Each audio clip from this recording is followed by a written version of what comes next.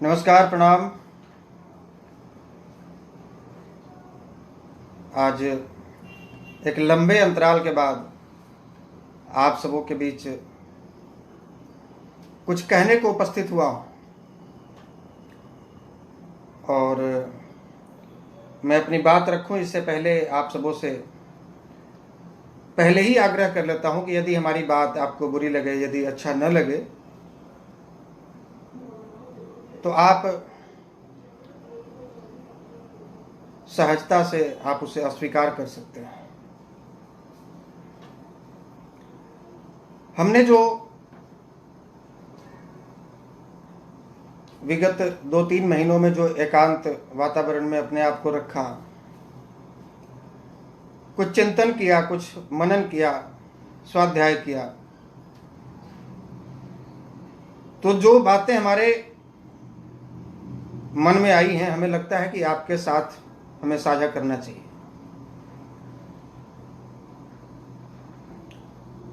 कल हमने आज के लाइव के बारे में विषय दिया था बिहार के राजनीतिक परिवेश, वर्तमान राजनीतिक परिवेश।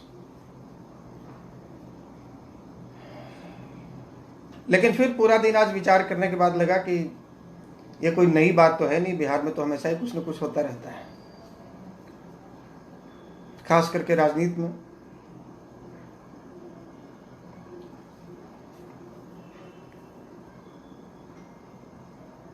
तो हमें लगा कि राजनीति पर चर्चा करने से पहले कुछ बिंदुओं पर विचार करना जरूरी है, कुछ बातों को समझना जरूरी है। और हमारे साथ खास करके युवा वर्ग ज़्यादा जुड़े हैं, कई माताएं बहनें भी हैं, कई गार्जियन अभिभावक भी हैं। तो हम उनसे भी आग्रह करेंगे कि यदि मेरा विचार यदि अच्छा न लगे तो आप अपना मार्गदर्शन हमें दें।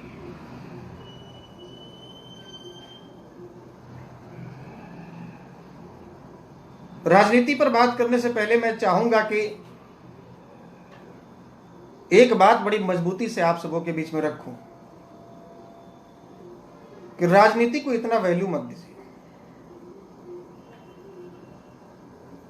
आजकल देखने को मिलता है, गांव में चले जाइए, शहर में चले जाइए, किसी चौक चौराहे पर चले जाइए, पान की दुकान पर चले जाइए या चाय की दुकान पर चले जाइए, कहीं भी जाइए तो राजनीति की ही बात होती है। इतना तवज्जो क्यों भाई? इतना वैल्यू क्यों? राजनीति की कुर्सी को थोड़ा नीचे गिराइए। राजनीति को इतना सम्मान देने की आवश्यकता नहीं है। सम्मान देने लायक हमारे राजनेता रहे भी नहीं।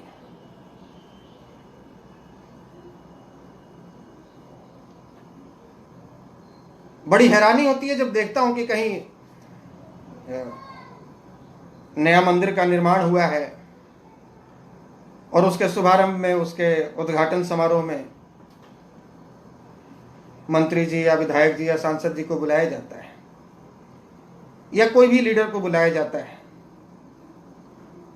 और उसे बुलाया जाता है जिसने अपने जीवन में सबसे अधिक बलात्कार किया।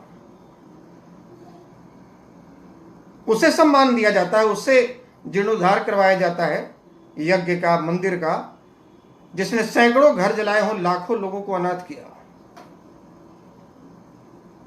जिसने सबसे अधिक लूटा। तो ये आपके राजनीति को वैल्यू देने का ही प्रमाण है कि हिसाब से ज्यादा आप राजनीति को वैल्यू देते हैं। कल तक जो कुछ नहीं था आपके गांव में आता है, कोई फर्क नहीं पड़ता, लेकिन जैसे ही वो विधायक, सांसद, मंत्री बन जाता है, आपके गांव में आता है, अचानक से आपका प्रेम उमड़ पड़ता है।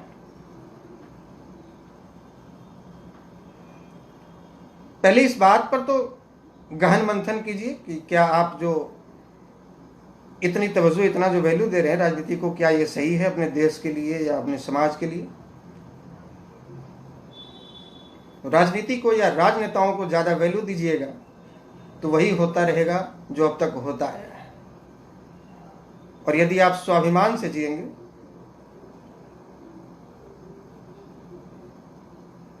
तो आपके नेता बिल्कुल सीधे चलेंगे। आप भारतीय हैं और भारतीय लोग तो स्वाभिमान में अपना सर कटा दे सकते हैं, यह कोई बड़ी बात नहीं। इसलिए पहले राजनीति के कुर्सी को नीचे गिराइए, इतना नीचे गिराइए कि लोग उस कुर्सी पर बैठना नहीं चाहे। आप जब इसको वैल्यू दीजिएगा, सबसे महंगा बनाइएगा, तो फिर इसके लिए प्रतिस्पर्धा होगी। लाखों करोड़ों लोग उस कुर्सी पर बैठना चाहेंगे और फिर वही बैठेगा जो सबसे ज्यादा भ्रष्ट हो, सबसे बड़ा अपराधी हो। इसलिए इसके स्तर को गिराइए। राजनीति पर बस इतना ही कहना चाहूंगा। कुछ और बातें हैं जो मैं आप सबों के बीच में रखना चाहता हूं, क्योंकि हम भी एक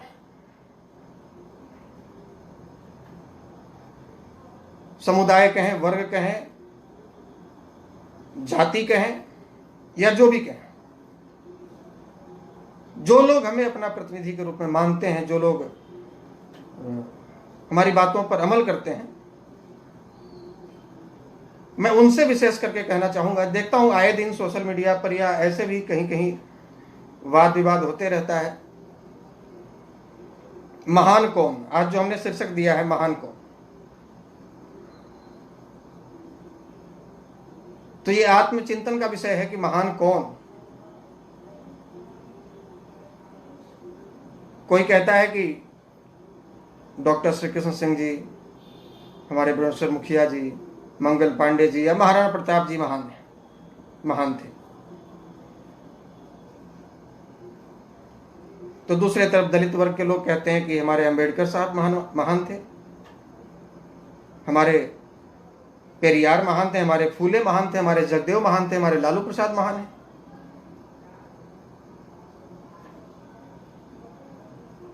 इसमें भी कोई परेशानी नहीं होनी चाहिए कि कौन किसे महान मानता है, इसमें कोई परेशानी नहीं होनी चाहिए। लेकिन परेशानी तो तब होती है जब एक दूसरे पर अपने नेताओं के, अपने आदर्शों की महानता को थोपते हैं, तब परेशानी आती है। अच्छा, एक बात बताइए,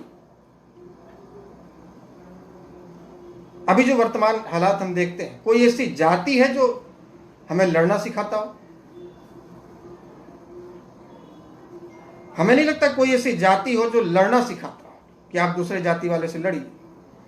लेकिन अभी के जो हालात हैं, ये देखकर 100% लगता है कि शायद वर्तमान में कोई ऐसी जाति नहीं है जिसने लड़ना न सिखाया हो या सिखा रहा हो।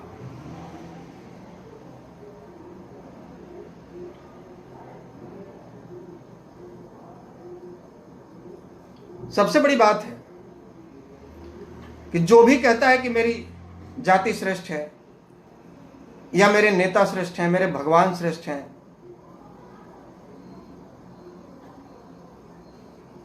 यह भी तय है कि वह अपने जाति वालों के भीतर अहंकार का रस देता है।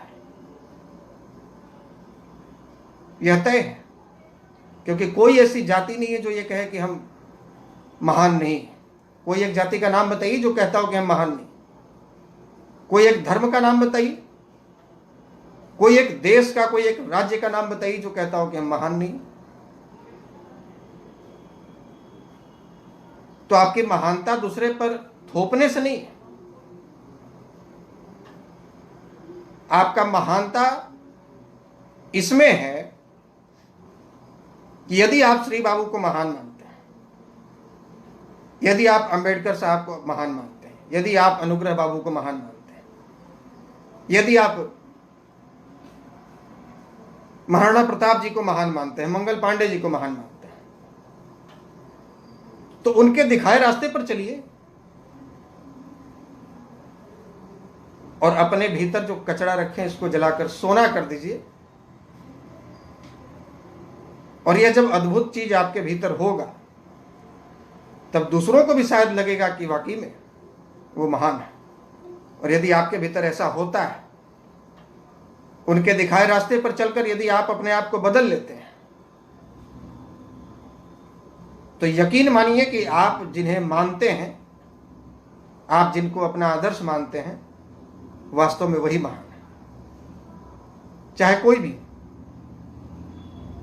ये कौन नहीं जानता कि श्री बाबू ने दलितों पिछड़ों के लिए कितना कुछ किया? सभी जानते हैं, हम जानते हैं, आप जितने 550 लोग जुड़े हुए हैं सभी जानते हैं। लेकिन क्या ये बात दलित और पिछड़े समाज के लोग स्वीकारने को तैयार हैं? क्या वो कहेंगे कि श्री बाबू ने हमारे लिए ऐसा किया? तो फिर अन्य जातियों की फिक्र क्यों करें? हम अन्य लोगों की फिक्र क्यों करें? जैसे वो नहीं मानते कि आपके श्री बाबू महान थे, आपके मंगल पांडे महान थे, आपके मुखिया जी महान थे, वैसे ही आप कौन सा मानने को तैयार हैं कि अम्बेडकर महान थे, कांशीराम महान थे, जगदेव प्रसाद महान थे? तो फिर जब आप मानने को तैयार नहीं हैं तो यह कैसे सोच लेते हैं कि दूसरा मान ले? ये बात केवल इसलिए कही जा रही है कि हम जिन्हें आदर्श मानते हैं, जिनकी पूजा करते हैं, जिनके दिखाए रास्ते पर चलते हैं, वो महान थे, हैं और रहेंगे। और उनकी महानता से हमें कुछ सीखना चाहिए। ये नहीं कि उनकी महानता को हम जबरन किसी और पर थोपें, किसी और को कहें कि तुम भी ये मान लो कि वो महान थे। ये तो वही बात होगी कि हमारे घर में एक कुआं है जिसमें अमृत भरा हुआ है और हमने उस अमृत का कभी पान नहीं किया, हमने उस अमृत का कभी लाभ नहीं लिया, और हम पड़ोसियों से घूम घूम कर कहते हैं कि भाई मेरे घर में अमृत है, आओ अमृत पियो और अमर हो जाओ। तो पड़ोसी भी तो देखेगा कि आपने उस कुएं का पानी पी के कौन सा अमृत तो प्राप्त कर लिया। और यदि आप अमर हो जाएंगे तो आपको बुलाने की आवश्यकता नहीं पड़ेगी, किसी को बताने की आवश्यकता नहीं पड़ेगी, अपने आप ही पड़ोसी खोजते चले आएंगे, देश विदेश से लोग खोजते चले आएंगे कि भाई क्या बात है, आखिर क्या आपने ऐसा घर में छुपा रखा है। तो उनके दिखाए रास्ते पर चलिए और यदि ठीक लगे तो अपने भीतर आत्मसात कीजिए। लेकिन हम खुद को बदलने के बजाय हमें लगता है कि दलितों को कैसे ये हम मनवा लें कि हमारे श्री बाबू, हमारे और भी नेता, ये हमारे भगवान परशुराम जी महान थे, और दलितों को लगता है कि हम सवर्णों को मनवा लें या अन्य वर्गों को मनवा लें कि हमारे अम्बेडकर साहब महान थे, हमारे रविदास जी महान थे।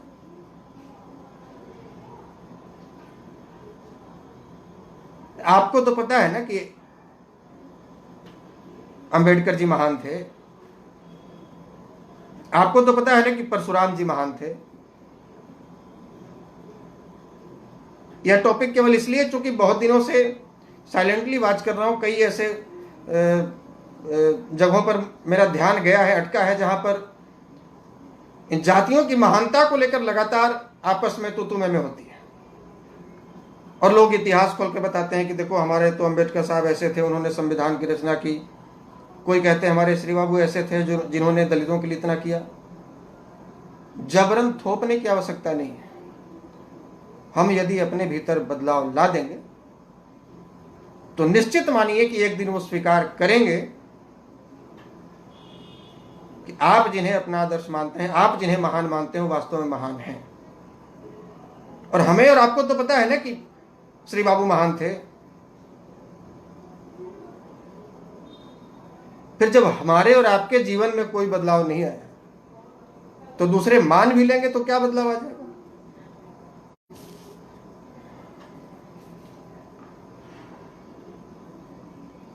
बीच बीच में नेटवर्क की समस्या हो रही है। हमें खुद को बदलने का प्रयास करना चाहिए, ना कि दूसरों को हम कन्वर्ट करने की कोशिश करें। अपने विचारों को दूसरे पर थोपने की आवश्यकता नहीं है। खुद में बदलाव लाइए। यदि उन्हें अच्छा लगेगा, उन्हें लगेगा कि यह अद्भुत है, तो शायद वो भी बदल जाएंगे। पर एक बात और है कि भाई दलित पिछड़े श्री बाबू को महान क्यों मानेंगे, या सवर्ण लोग अंबेडकर को महान क्यों मानेंगे? यदि आपके लिए महान श्री बाबू हैं, आपके लिए महान अनुग्रह बाबू हैं, आपके लिए महान महाराणा प्रताप हैं, आपके लिए महान मंगल पांडे हैं, चंद्रशेखर आजाद हैं, तो उनकी नजरों में उनके लिए महान डॉक्टर भीमराव अंबेडकर हैं, फूले हैं, कांसीराम हैं, जगदेव प्रसाद हैं, और उनकी नजरों में आपके नेताओं से रत्ती भर भी कम नहीं। चाहे वो कम हो या ना हो, लेकिन उनके नजर में तो कम नहीं मुझे लगता है। इसलिए हमें किसी पर थोपने की आवश्यकता नहीं कि हमारे नेता महान हैं, ये हम जिनको आदर्श मानते हैं वो महान है। और सच्चाई यही है कि ना हमें हमारे नेताओं के महानता से कोई खास मतलब है, या हम उनकी महानता के बारे में विशेष कुछ जानते हैं, और ना दलितों को उनके नेताओं के महानता से कुछ खास मतलब है और वो बहुत कुछ जानते हैं। लेकिन क्या है कि जब हम श्री बाबू, मंगल पांडे, महाराणा प्रताप, मुखिया जी, इनका जब नाम लेते हैं तो हमारे भीतर एक अहंकार का बोध होता है, वो लगता है कि हमारे अपने हैं। और यही हाल दलितों का है। जब वो अपने नेताओं का नाम लेते हैं तो उनको लगता है कि हमारे अपने हैं। हमारे अहंकार का जाल केवल यहीं तक सीमित नहीं है कि हम नेताओं तक सीमित है। हर क्षेत्र में आप जाइए। आज विषय थोड़ा सा हटके मैं लिया हूं, मुझे लगा कि ज्यादातर युवा पीढ़ी हमारे साथ जुड़ी है और इन बातों को समझना बहुत जरूरी है उनके लिए। लंबी जिंदगी जीनी है, समाज को लेकर चलना है, और चाहे किसी भी कारणवश, चाहे दलित हमें अपने आप से अलग मान रहे हो, या हम दलितों को या पिछड़ों को अपना अंग नहीं मान रहे हो, तो एक बात स्पष्ट करना चाहूंगा। यदि आप किसी ब्राह्मण से पूछेंगे कि आपकी उत्पत्ति कैसे हुई, तो वो कहेंगे कि हम ब्रह्मा जी के ये ऊपर वाले भाग से, यानी कि मस्तिष्क से पैदा लिए, कुछ लोग कहते हैं मुंह से पैदा लिए। यदि आप वैश्य से पूछेंगे तो कहेंगे कि हम ब्रह्मा जी के मध्य से पैदा लिए, यानी छाती और इसके आसपास वाले भाग से। और यदि आप क्षत्रिय से पूछेंगे तो कहेंगे कि हम ब्रह्मा जी के इन भुजाओं से पैदा लिए, हाथों से पैदा लिए। और जिन्हें आप शूद्र कहते हैं, जो पिछड़े दलित, यदि आप उनसे पूछेंगे तो वो कहेंगे कि हम ब्रह्मा जी के पैर से पैदा लिए।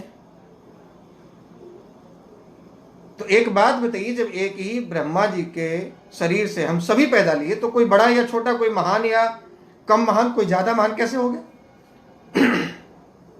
यह कैसे संभव हो सकता है? बिना हाथ का शरीर की कल्पना कर सकते हैं?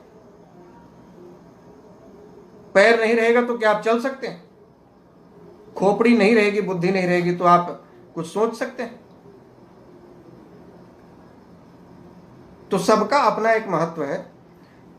और आपके प्रति जो एक दुर्भावना पैदा की गई है कुछ खास वर्गों में, जिन्हें बताया गया कि ब्राह्मणों ने ऐसा ऐसा मनुस्मृति में लिखा है, लेकिन शायद उन्हें नहीं पता कि मनुस्मृति के साथ कितना बार छेड़छाड़ हुआ है। अंग्रेजों ने छेड़छाड़ की, पुर्तगालियों ने किया, सबने किया। और जो बातें हमारे ऋषि महर्षि कहना चाहते थे, लिखना चाहते थे, उसके ठीक विपरीत लिखा गया। और इनके भीतर एक जहर बोया गया कि ये आपको इस दृष्टि से देखते हैं।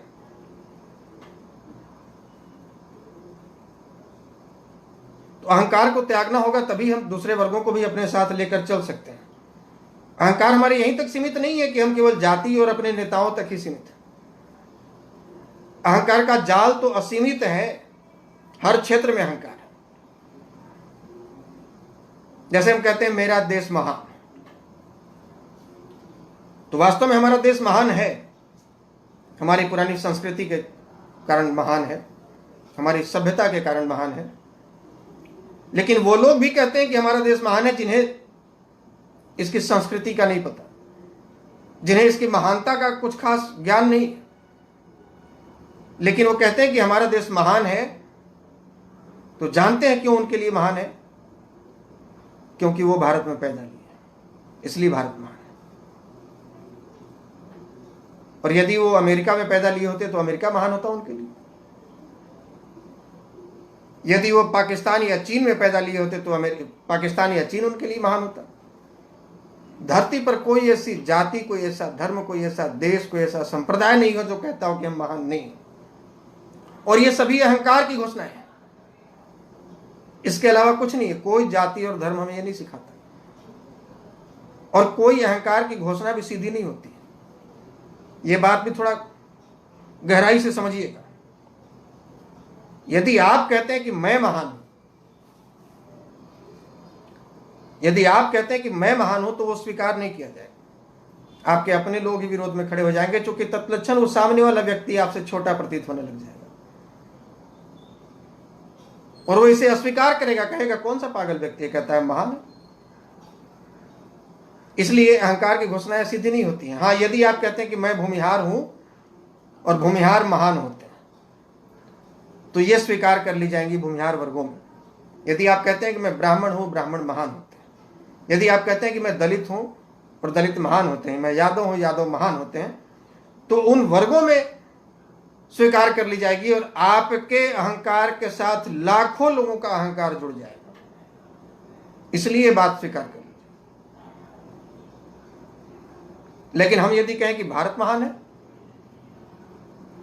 तो इस देश में रहने वाले तमाम लोगों के द्वारा यह बात स्वीकार कर ली जाएगी कि भारत हमारा महान है।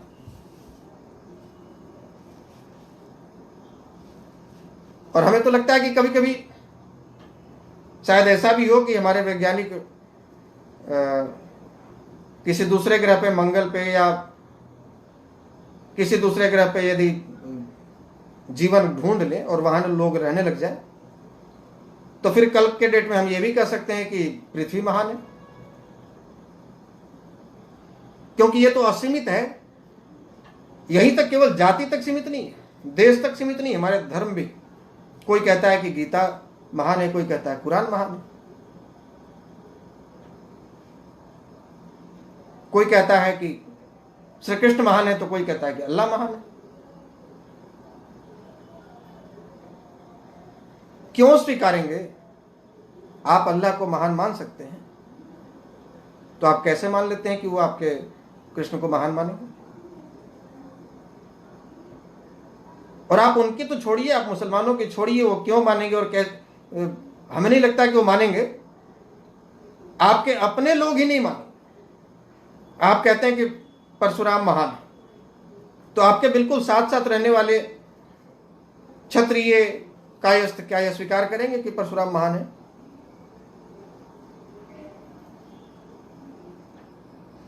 हमारे धर्म में ही, हिंदू धर्म में ही बहुत सारा संप्रदाय है, नाथ संप्रदाय, कुछ शैव हैं, कुछ गणपत हैं जो गणपति की पूजा करते हैं, जो शिव की आराधना करते हैं उनको शैव कहते हैं, जो शक्ति की आराधना करते हैं उनको शाक्त कहते हैं, जो विष्णु की आराधना करते हैं उनको वैष्णव कहते हैं। तो क्या ये एक दूसरे को मानने को तैयार है? क्या शैव जो है, जो शिव की आराधना करते हैं, वो ये मानेंगे कि कृष्ण महान है शिव के सामने? विष्णु की आराधना करने वाले ये मानेंगे कि गणपति जी महान है? और गणपति की आराधना करने वाले ये नहीं मानेंगे कि शाक्त या शक्ति महान है, दुर्गा जी महान है? दरअसल जिनकी महानता की आप बात करते हैं या एक दूसरे से तर्क करते हैं, या तुलना करते हैं उनकी महानता की, वो अतुलनीय लोग हैं। चाहे वो श्री बाबू रहें, चाहे अंबेडकर जी रहें, चाहे वो गांधी रहें, चाहे गोडसे रहें, चाहे गीता रहे, चाहे कुरान रहे, चाहे कृष्ण रहे, या अल्लाह रहे, या जीसस रहे, ये अतुलनीय लोग हैं। इनकी तुलना करना हमारे आपके बस की बात नहीं। हाँ, उनके दिखाए रास्ते पर हम चलें और अपने आप को बदलें। मेरे भीतर जो कचरा छुपा है, हम जो छुपा रखे हैं, इसको जलाकर यदि सोना कर देंगे तो कोई माने या ना माने क्या फर्क पड़ता है। आप जिन्हें अपना आदर्श मानते हैं, आप जिनको महान कहते हैं, वास्तव में वही महान है, यकीन कीजिए।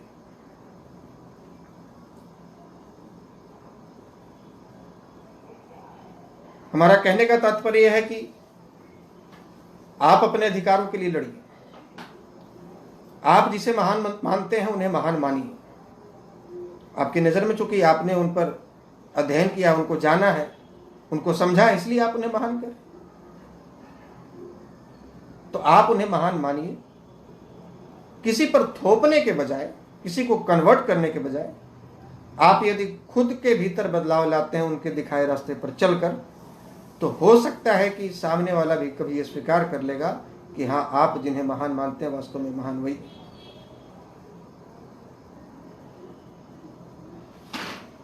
कुछ साथी अभी कमेंट बॉक्स में वर्तमान में राजनीति की जो हालात है बिहार की, लोजपा, देखिए, मैं तो राजनीति के बारे में शुरुआत में जो कहना था कह दिया कि राजनीति पर ज्यादा ध्यान देने की आवश्यकता नहीं। राजनीति है, लेकिन उसको एक टॉयलेट के रूप में इस्तेमाल कीजिए। हंसी आएगी मेरी बातों पर, लेकिन उसको बस टॉयलेट के रूप में 10 से 15 मिनट, बस, उससे अधिक नहीं।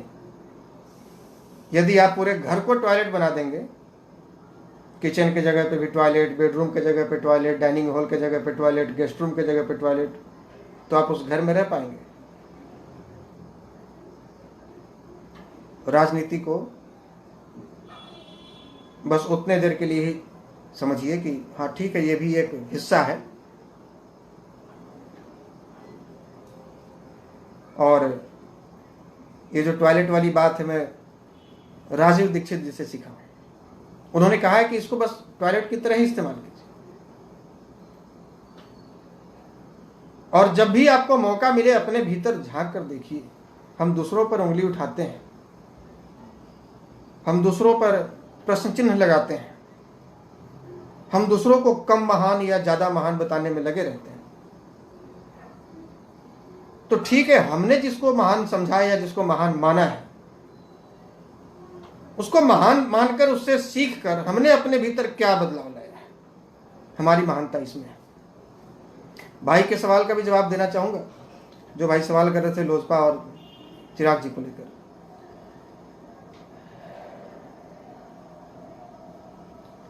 ये बिहार की राजनीति में एक तो अप्रत्याशित घटना हुई है। हालांकि कुछ वर्ष पूर्व यूपी में देखने को मिला है, चाचा भतीजा, लेकिन बिहार में इस तरह की घटना मुझे नहीं लगता है कि कभी हुई थी। जो जिसने हाथ पकड़कर चलना सिखाया, उसकी मृत्यु के 6 महीने के बाद ही उसके घर को तोड़ने और बर्बाद करने में लग गए पशुपति जी। तो आज जो आपके साथ में 5 सांसद हैं, जो भी आपको समर्थन देकर स्वघोषित या एक अध्यक्ष के रूप में चुने हैं, हमें नहीं लगता कि इन 5 सांसदों में से किसी एक सांसद के पास भी इतनी काबिलियत है जो अगले 2024 के चुनाव में उनके लिए आप जाकर चुनाव प्रचार कीजिए और वो चुनाव जीत जाए। हमें नहीं लगता कि बिहार का, खास करके आपका पासवान वर्ग, 2% ही पासवान वोट को आप अपनी तरफ पोल करा पाएंगे। चिराग जी युवा हैं, युवा सोच है, पढ़े लिखे हैं। हाँ ठीक है, सीख रहे हैं अभी। कोई माँ के पेट से पैदा लेकर तो सीख कर तो पैदा लेता नहीं, लेकिन उनकी सोच अच्छी है और हमें लगता है कि सकारात्मक सोच रखने वाले लोगों को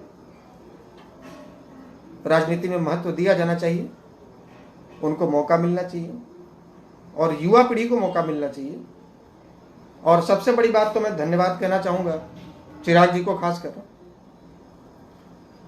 कि एक दलित नेता के रूप में, उभरते नेता के रूप में आप हैं, बावजूद इसके आपने बड़ी हिम्मत दिखाई है, जो कुछ वर्ष पहले भी और विगत 5-7 दिन पहले भी आपने आरक्षण आर्थिक आधार पर होने की बात कही है। इसके लिए हम आपको सैल्यूट करते हैं, उसके लिए आपको हम दिल से धन्यवाद देते हैं। आपने वो कर दिखाया है, आपने वो हिम्मत दिखाया है जो आज तक किसी भी सवर्ण नेता ने हिम्मत नहीं दिखाया। कुछ लोग कहेंगे कि SC/ST एक्ट में यही रामविलास पासवान जी और चिराग पासवान दबाव बनाकर अध्यादेश लाने पर सरकार को मजबूर किए थे, तो आपके नेता कौन सा विरोध किए थे? आपके भी तो सैकड़ों सांसद वहां थे जो कि ब्राह्मण से थे, भूमिहार से थे, राजपूत से थे, कायस्थ से थे, और भी बहुत जातियां हैं जिन पे SC/ST एक्ट लगता है, यादव है या जितने भी OBC क्लास, OBC EBC पिछड़ा अति पिछड़ा जितनी भी जातियां हैं, सबों पर दलित एक्ट लगता है। तो किसने विरोध किया? तो आप ये कैसे उम्मीद कर सकते हैं कि भाई जो दलितों का ही नेता है वो कैसे आपका समर्थन कर देगा? वो भी उसी बात का समर्थन करेगा। जिन नेताओं को ये भी नहीं पता था कि, ये भी पता था कि हमको अगली बार टिकट नहीं मिलने वाला है, वो भी वहां मेज थपथपा रहे थे आपकी जाति के। लेकिन जो हिम्मत आज आर्थिक आधार पर आरक्षण की बात कह के चिराग जी ने दिखाई है, हम उसके लिए उनको धन्यवाद कहेंगे और उनके उज्जवल भविष्य की कामना करेंगे। और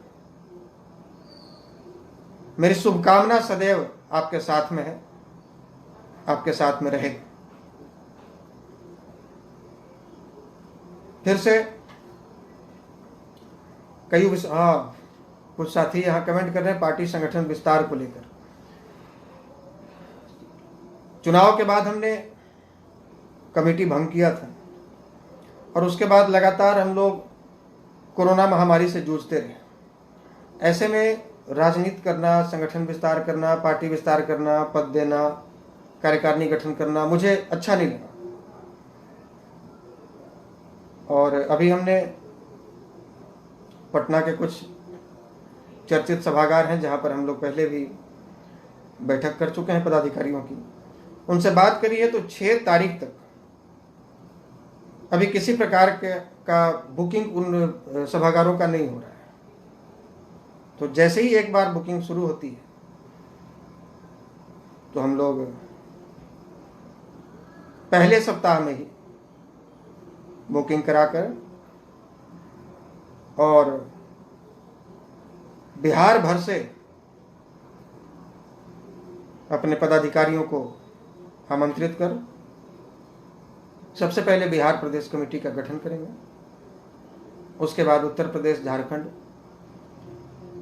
और दिल्ली NCR का गठन किया जाए, कमेटी का गठन किया जाए। विशेष जब लाइव समाप्त होगा तो आप सबों का जो सुझाव आया है या जो आपने कमेंट किया है उसको देखने का प्रयास करूंगा, और यदि कुछ अच्छा लगेगा तो अपने भीतर उतारने का प्रयास करूंगा। बहुत बहुत धन्यवाद, बहुत बहुत प्रणाम, शुभ रात्रि।